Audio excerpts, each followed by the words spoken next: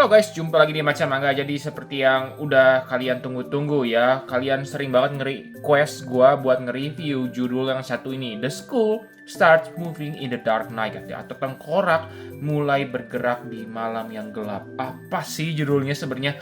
Makanya inilah salah satu kenapa gua dulu nggak langsung beli ya. Pertama ini karena jujur aja scanlationnya itu gue cari-cari nggak ada di internet sama sekali, sangat-sangat minim info, dan gue paling anti membeli kucing dalam karung gitu ya. Nah, kalau untuk covernya sendiri kalian bisa lihat nih ya. Ini itu ada gambar kakek-kakek, dan ini seperti pria paruh baya lah ya, usia 45, 40, ya 50 tahunan gitu ya. Ini adalah karakter utama dalam manga ini. Cuma ini itu nggak nyambung ya. Ini itu ya satu cerita tamat. Jadi kalian nggak harus beli urutan ya. Ini covernya, dan ini ada sentuhan seperti kayak apa ya, glossy gitu ya di bagian judul dan kata-katanya gini gitu. Jadi cakep sih cover depannya. Bagian sampingnya seperti ini bisa kalian lihat ya. Kalau kalian pasang di rak ya ini oke-oke aja ya. Tuh ya, ada karakter utamanya sama, cuma ininya kurang rata tuh ya. Itu yang kurangnya. Bagian belakang ini rangkuman cerita yang lagi-lagi nggak pernah gua baca, tapi panjang banget yang volume 1 ini ya. Nah ini itu ada sama lapisannya kayak glossy gitu. Sedang yang volume 2 juga ternyata glossy juga, tadi gua kira kagak ya. Jadi intinya konsisten ya, cuma yang volume 2 cuma sedikit rangkuman ceritanya. Dan ini itu ditulisnya kategori dewasa. Untuk kali ini gua sangat setuju dengan ratingnya si Dimensi ya, karena memang ini itu nggak ada gambar yang aneh-aneh, tapi topiknya balas dendam dan cukup brutal ya. Beberapa adegan di dalamnya, jadi buat kalian yang masih umur, kayaknya sih ini dikasih rating 18 plus oke aja sih. Soalnya ini gue takutnya kalau dibaca sama anak SMP bahkan SMA jadi nanti kayak maniak gitu ya, takutnya gitu. Cuma yang rada lebay juga sih. Cuma ya intinya ini gue setuju dengan ratingnya. Masalah harga ini 55.000, yang menurut gue cukup mahal karena ukuran komik seperti ini biasanya 50 atau 45.000 ya. Mungkin karena lisensinya mahal. Dibilang ini tebal sih nggak terlalu tebal juga, standar aja gitu ya. Jadi ini cukup mahal, tapi dikasih ekstra lebih karton seperti ini mungkin ya. Tuh. Cuma ini ya oke-oke aja. Cuma maksud gue nggak mengerti kenapa mesti dibuat begini ya. Biasa aja juga udah oke gitu. Gitu ya, jadi pokoknya ini harganya 55.000, jadi sangat gue sarankan kalian pakai diskon karena ini cukup mahal menurut gue ukuran seperti ini ya. Itu buat harga dan cover ya. Sekarang gue mau bahas masalah artwork. Kalau masalah artwork kalian bisa lihat dari covernya aja, gue yakin kalian bisa ngomong artworknya ini sangat-sangat lumayan bagus ya, karena ini realistis gitu ya gambar karakternya gitu ya, bukan yang tipe-tipe anime cute gitu lah. Jadi ini gue sangat suka dengan manga gambar seperti ini. Kalian bisa lihat tuh ya, gambar kebengisannya orang tuh marah gitu, apa yang kau lihat. Terus gambar pas tenangnya gimana gitu juga. Ini intinya gambarnya bisa sangat menggambarkan situasi ya. Nah, jadi cocok banget dari tenang ke dari tenang ke situasi menegangkan, itu mantep banget tuh. Sisi pembunuhan brutalnya gimana gitu, sangat dilukiskan dengan baik dan nggak disensor ya. Gua nggak yakin ini disensor atau enggak, cuma kan gua nggak bisa nemuin scanlationnya. Cuma intinya ya sadis brutal lah tuh ya. Jadi untuk masalah artwork gitu sih gua yakin kalian nggak bakal mengalami kesulitan lagi, kekecewaan lah tuh. Adegan gore-nya gitu, ngegigit tangan supaya dia bisa lepas dari borgol gitu ya. Ini sangat digambarkan dengan detail ya tuh.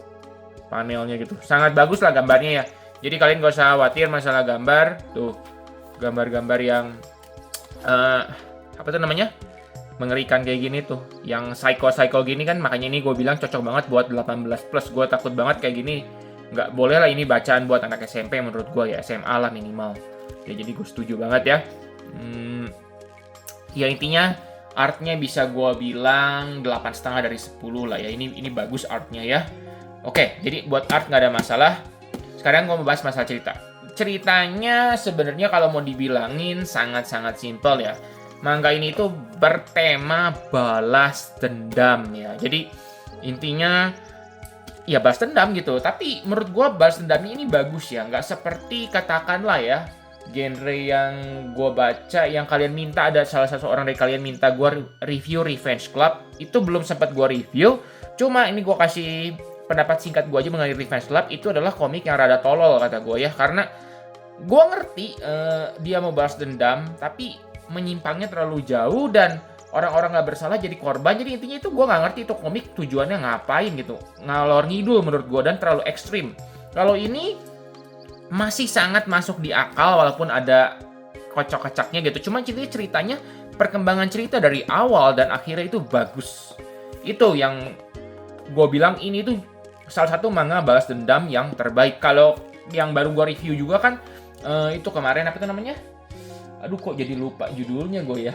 Oh, Hideout ya. Si Hideout itu kan ceritanya bisa dibilang kayak thriller sebenarnya karena dia menemukan ada sesuatu di satu pulau itu gitu. Walaupun sama-sama balas dendam. Jadi beda genrenya ya. Kalau ini benar-benar pure balas dendam gitu. Bisa dibilang ini slice of life ya atau slice of death. Ngaco lah intinya gitu. Nah, dua buku ini ya, kalau kalian tanya mana yang lebih bagus kan, yang volume 1 atau volume 2, ini kalian nggak usah beli urutan ya. Kalian misalnya mau beli satu aja, mau nyobain, maka yang gue saranin ya beli yang volume 2-nya. Karena menurut gue ini lebih bagus. Kenapa? Karena yang volume 1 juga bagus, nggak kalah bagus ya. Kalau kalian tanya skor, gue bisa kasih yang volume 2 ini 8,5, ini itu 8 ya. Nah, yang volume 1 ini kenapa gue kurang suka? Karena walaupun bagus ya, ini ceritanya rada gak masuk akal. Karena yang mau balas dendam itu 89 tahun ya. Kalian tau lah, kakek-kakek 89 tahun udah segimana badannya, udah ringkih banget gitu. Dan dia bisa accomplish balas dendamnya gitu. Jadi rada mengada-ngada menurut gua ya volume 1 ini, walaupun masih mungkin ya gitu, karena motif orang kan kalau lagi kesel gimana bisa mengeluarkan tenaga tidak terduga. Cuma intinya ini rada-rada kurang gitu perkembangan ceritanya menurut gua, karena koneksi dia dengan keluarga yang dibalas dendamin juga masih rada kurang menurut gua. Cuma kalau yang volume 2 ini menurut gua sangat perfect dan bagus ya, karena koneksi dengan yang mau dibahas dendam ini itu dapet. Karena kalau kalian baca rangkumannya, yang terbunuh adalah keluarganya sendiri gitu. Ya gue ngerti juga yang volume 1 juga, yang volume 1 juga valid. Cuma tetap yang volume 2 ini lebih ngeh gitu menurut gue yang volume 2 ini ya. Maka kalau kalian mau coba baca ya saranin gue volume 2. Cuma kalau kalian mau baca masalah sadis-sadisan, yang volume 1 itu menurut gue lebih sadis ya. Karena kalian tadi udah bisa ngeliat sendiri yang adegan apa tuh namanya, ngegigit tangan buat ngelepasin dari borgol apa, ini lebih sadis yang volume 1 dan juga nanti ada yang di staples itu benar-benar sadis banget. Nah ini ya, ini lebih sadis yang volume 1. Cuma kalau masalah cerita, penutupnya, satisfaction-nya, kepuasannya menurut gue yang 2 ini lebih bagus. Nah itu ya, jadi kesimpulannya gimana? Kesimpulannya manga ini adalah manga yang wajib menurut gue ya dikoleksi kalau kalian yang gemar sama genre-genre balas dendam gitu ya. Balas dendam yang pasti berhasil kasarnya gitu ya. Kadang-kadang kan soalnya di dunia ini gak selalu orang yang bersalah itu mendapatkan hukuman yang setimpal gitu. Cuma kalau di manga ini, walaupun ya kasarnya endingnya sad itu, cuma intinya balas dendam mereka itu tercapai gitu. Intinya gitu. Yang volume 2 apalagi satisfying juga gitu. Walaupun kasarnya yang jahatnya nggak terhukum secara tuntas lah kasar gue ya, karena ya kasarnya gimana ya, gue spoiler aja lah ya, jangan spoiler lah, udah punya intinya volume 2 menurut gue lebih ngeh gitu, lebih puas walaupun ada keselnya di volume 2 gitu ya. Nah cuma ya ini sangat-sangat gue recommended ya buat kalian yang jenuh gitu ya, kayaknya jenuh gitu baca manga, ketawa terus, gelut terus.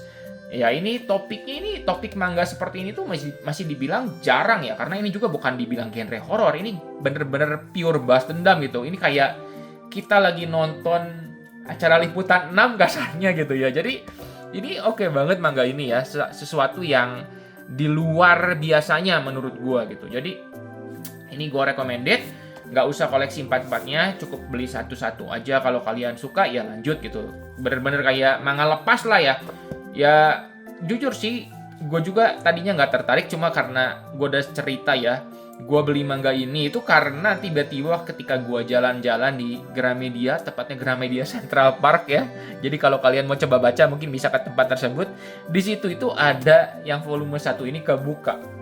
Nah kebuka udah gue baca sampai habis dan wow, ternyata ini bagus dan akhirnya gue putuskan buat koleksi. Itu doang gitu. Kalau gue kagak pernah baca tuh ya yang udah dibuka, ya terima kasih pada yang sudah membuka bungkusannya. Gue nggak bakal beli manga ini. Gitu ya, karena gue paling anti membeli kucing dalam karung dan gue mau mengurangi koleksi-koleksi gue karena lemari gue udah penuh gitu ya. Cuma ini worth buat mengisi lemari gue yang sudah hampir penuh. Cuma itu aja yang bisa gue puji dari manga inilah. Bagus ya. Ya semoga review kali ini membantu kalian. Buat kalian yang udah baca, apakah kalian suka? Nanti yang volume 3-nya, season 3-nya juga kabarnya bakal keluar bulan ini, bakal gue review lagi ya. Lebih mendetail lah kali ini, karena ini kan gue perlu nge-review 2 cerita. Gitu ya, segitu aja. Makasih udah nonton. Like video ini kalau kalian suka dan juga jangan lupa subscribe biar gak ketinggalan video selanjutnya.